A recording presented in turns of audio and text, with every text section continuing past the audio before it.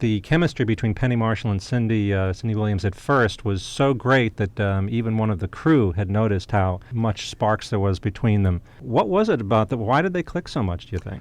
Well, first of all, Penny and Cindy were friends before they ever acted together. They were both actresses, but they were friends and they wrote together. They were trying to be a writing team at one time. So when I brought them in to do a Happy Days episode, two bimbos from the other side of the tracks, they did it for me as sort of a favor.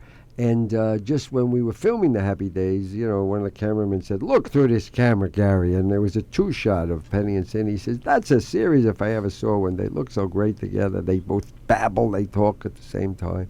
And so from the Happy Days a guest shot, they became a series. And Laverne and Shirley was one of the few situation comedies ever, I think maybe the only one, that debuted #1 in the ratings. And yet they didn't get along very well after a while on the set.